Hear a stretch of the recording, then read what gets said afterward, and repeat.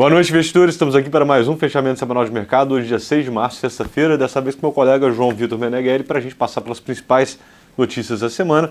E, obviamente, a principal notícia da semana ela começou no sábado com o início do conflito entre o Irã e os Estados Unidos. Esse conflito para o mercado financeiro ele é muito importante porque entre o Irã e a Arábia Saudita existe o Estreito de Hormuz, que é onde é escoado de cerca de 20% a 30% aí do petróleo e gás natural do mundo. Tá?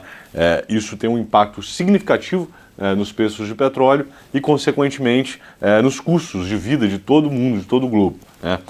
O conflito ele começou no sábado com o ataque americano ao Irã.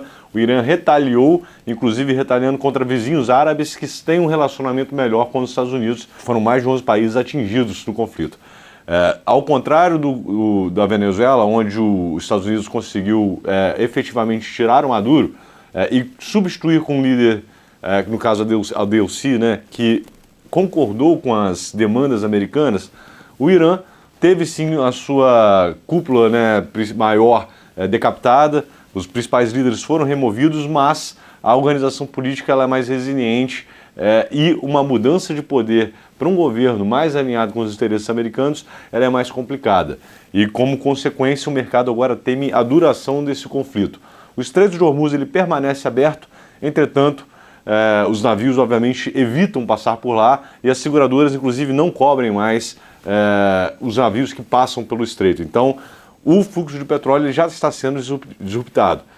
Isso, como eu disse, é muito importante para a inflação. E falando de inflação, a gente vai ter decisão de juros logo em breve e hoje saiu o dado do payroll, que é o principal dado de mercado de trabalho nos Estados Unidos, e esse dado ele veio surpreendente. Tá? Os Estados Unidos ele perdeu 94 mil vagas de emprego no mês de fevereiro.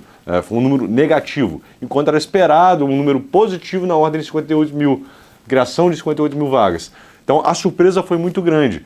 E quando você abre esse número, você vê que a destruição de vagas foi generalizada, não teve nenhum setor específico puxando.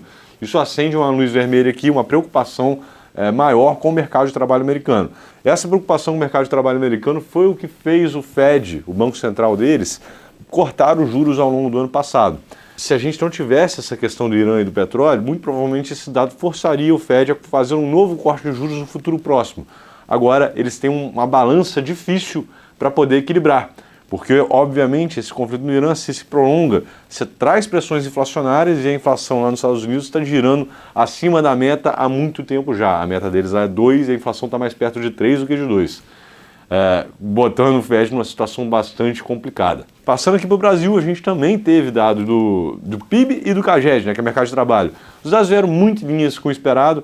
O Brasil fechou o ano passado com um crescimento de 2,3%, mostrando uma queda do ritmo de crescimento.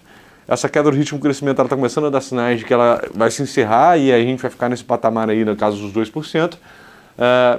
Muito em linha, nada fora do comum, tirando o payroll.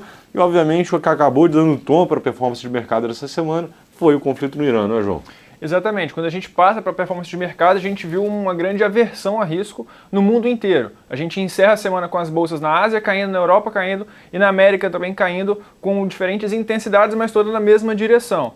Os principais índices dos Estados Unidos encerram a semana, o S&P com uma queda de quase 2% e a Nasdaq com uma queda de quase 1%, mais uma semana de correção. E aqui, como você muito bem colocou, o petróleo é o principal ativo impactado diretamente pela guerra. O petróleo chegou a negociar na casa de $94 essa semana, com uma alta de quase 30%, e o mercado tentando entender até onde vai essa guerra.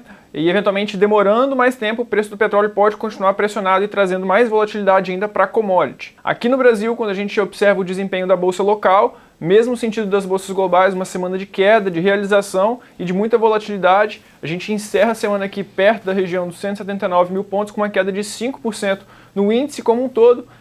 Destaque aqui nessa semana que a gente está passando por semana de resultados também.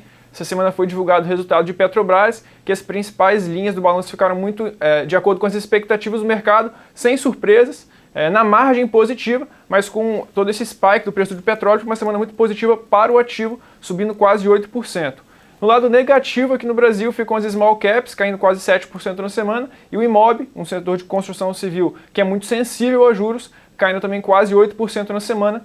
E na contramão, os juros aqui, assim como no mundo todo, subindo bastante, repercutindo essas novas expectativas que o mercado vai ter com o petróleo alto e o impacto na inflação. E para finalizar, o dólar também, aqui no Brasil, contra o real, se valorizando quase 2,5% na semana, e o dólar encerrando a semana aqui perto da casa dos 5,29, 5,30. Para a semana que vem, como é que a gente fica pro calendário? A gente tem alguns dados que seriam muito importantes, né? Que é o CPI, é um dado de inflação muito importante lá nos Estados Unidos. A gente também tem o IPCA de fevereiro aqui no Brasil e o JOLTS, né? Que são vagas em aberto no mercado de trabalho americano. Mas, obviamente, esses dados serão ofuscados pela evolução aqui do conflito entre os Estados Unidos e o Irã. Vai ser o principal fator a se acompanhar as consequências para petróleo. Obviamente estaremos aqui novamente para poder mantê-los atualizados e a gente deseja um bom final de semana a todos e um forte abraço. Obrigado, investidores, e até a semana que vem.